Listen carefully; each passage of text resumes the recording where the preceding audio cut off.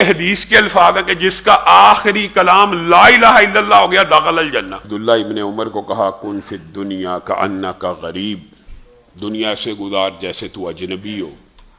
تو حضرت عبداللہ ابن عمر کہتے ہیں میں رسول اللہ صلی اللہ علیہ وسلم کی نصیحتوں سے یہ بات سمجھاؤں کہ زندگی پوری زندگی اس انداز میں گزارنی چاہیے کہ جس دن آپ دیکھیں سورج طلوع ہو چکا ہے تو آپ یہ گمان کریں یہ میری زندگی کا آخری سورج طلوع ہو رہا ہے، اور جس دن سورج غروب ہوتا دیکھیں تو اس بات کا گمان کریں کہ یہ میری زندگی کا آخری سورج غروب ہو رہا ہے۔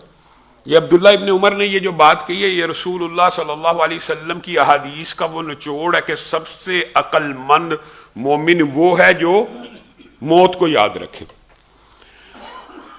اس کا خلاصہ یہ ہے کہ جب انسان یہ گمان کرے گا آج میری زندگی کا آخری دن ہے، آپ خود بتائیے ایمانداری سے وہ انسان کس طرح اپنے رب کے ساتھ ملاقات کی تیاری کرے گا۔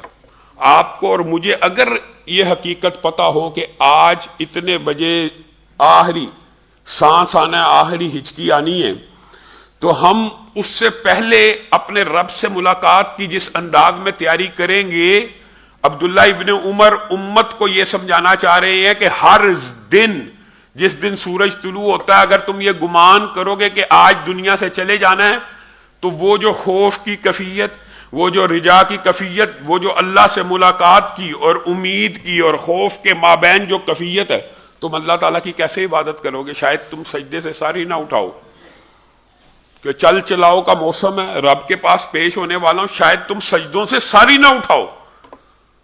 تو جس دن فوت ہو جانا ہے وہ بھی اسی طرح کا دن ہے۔ مفہوم یہ ہے کہ جس دن بندے نے دنیا سے چلے جانا ہے، کیا وہ دن بتا کے آنا ہے؟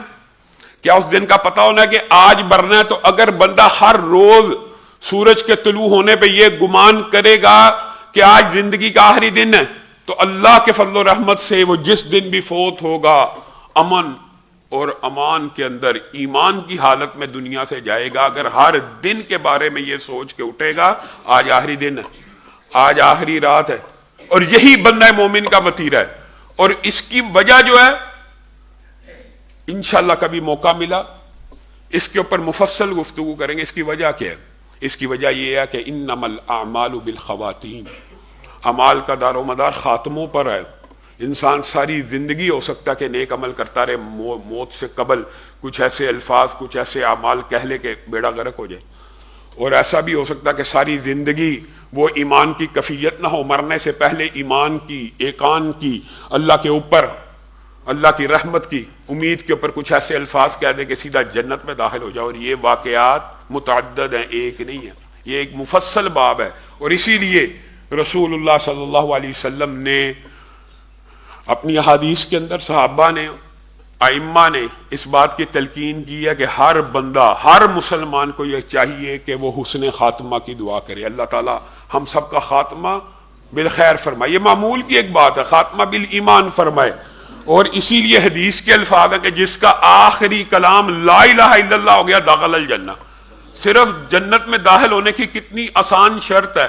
جو انسان دن رات لا الہ الا اللہ پڑھتا ہوگا وہی کہہ سکے گا کہ وہ بھی کہہ دے گا اللہ کی عطا ہے، دین ہے۔ جس نے ساری زندگی نہیں پڑھا اس کا پڑھنا آسان ہے کہ جو ساری زندگی پڑھتا ہوگا اس کا پڑھنا آسان ہے؟ تو ہر روز جو اس تیاری میں اٹھے سورج طلوع ہوا یہ آخری دن ہے تو اللہ کے فضل و رحمت سے وہ گناہوں سے بھی بھرپور انداز میں بچے گا اور نیکیوں کے بھی بہت سے اعمال کو بجا لائے گا۔